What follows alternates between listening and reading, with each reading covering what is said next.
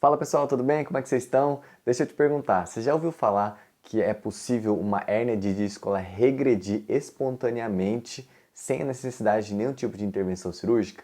Pois é, esse é um tema bastante polêmico, mas muito atual e eu gostaria de comentar um pouquinho com vocês nesse vídeo de hoje. Então, sou o professor Beto Kashimoto, atuo aí na área de ortopedia e traumatologia há mais de 14 anos, sou criador do canal PhysioOrtop, né, onde a gente discute tudo sobre ortopedia e traumatologia, e eu quero trazer esse tema para vocês hoje. Esse é um tema já bastante discutido, a primeira vez que foi falado sobre regressão espontânea foi em 1945, e desde lá, principalmente com o advento, né, das ressonâncias magnéticas, da tomografia computadorizada, a partir da década de 70 e 80, a gente conseguiu ter muito mais imagens e obter muito mais resultados concretos em relação a esse tema.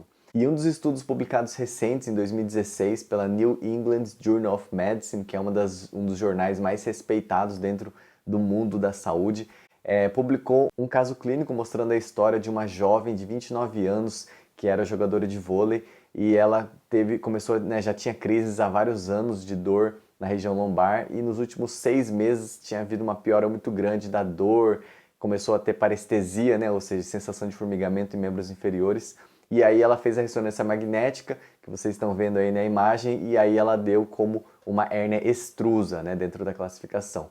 E depois de 5 meses de tratamento, então foi proposto para ela a aplicação de corticoides, né, através do médico, e dentro da fisioterapia, não foi descrito exatamente no caso o que foi feito na fisioterapia, mas acredito que não seja nada de muito diferente, né, a fisioterapia convencional, baseada em cinesioterapia, e ela teve uma melhora muito importante em 5 meses de acompanhamento fisioterápico e depois de 5 meses foi feita a imagem dela de ressonância e vocês estão vendo aí a melhora que teve no pós fisioterapia. Mas aí a grande questão, né? Foi a fisioterapia ou foi uma regressão espontânea? Eu acredito particularmente que a fisioterapia vai ajudar muito na questão da sintomatologia, na estabilização, mas essa história da melhora, né, da regressão da hérnia de disco acredito muito que seja de forma espontânea, né? E por que eu estou falando isso? Porque no estudo publicado no ano seguinte, no ano de 2017, na Pain Physician, eles demonstraram, né, fizeram uma revisão sistemática de estudos de coorte,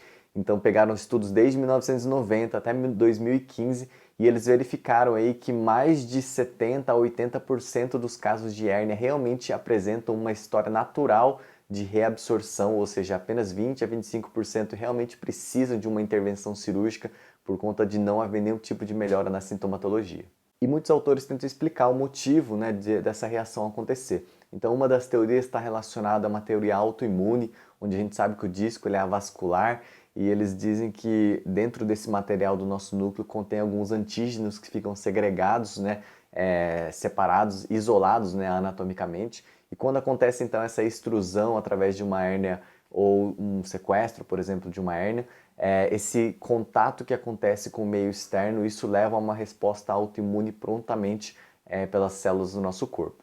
Outras teorias estão relacionadas mais de uma forma geral, né, que simplesmente o disco, na hora que ele entra em contato com a gordura e a vascularização epidural, isso causa uma resposta inflamatória geral, principalmente organizada pela fosfolipase A2, que é uma enzima que é encontrada nessa região, e ela é um potente pró-inflamatório, né? Isso então faz a atração dos macrófagos e naturalmente acontece uma reabsorção por conta da indução da colagenase.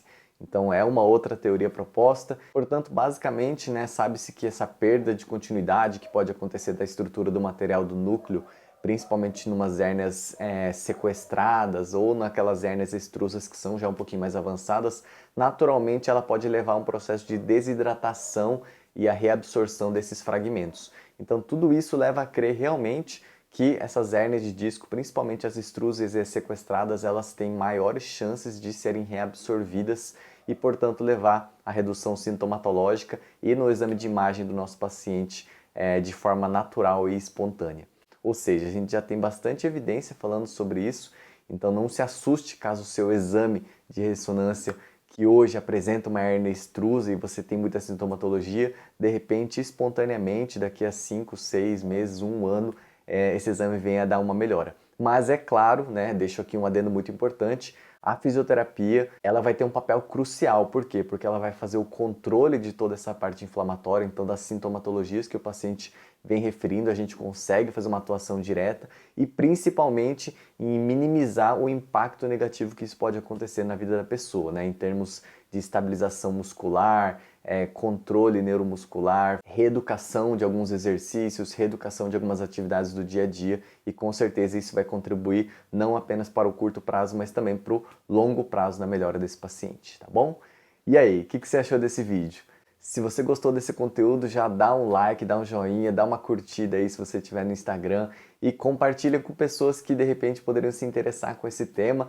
E deixa aí nos comentários aí também o que você acha sobre esse tema, se de repente você já passou por uma situação como essa, de ter um paciente dessa forma, ou se você de repente conhece algum familiar que realmente melhorou muito a sintomatologia e depois o exame de imagem também. Essa discussão é sempre valiosa e vou estar respondendo nos comentários aí para vocês também, tá bom? Então é isso, no vídeo de hoje nos vemos no próximo. Valeu!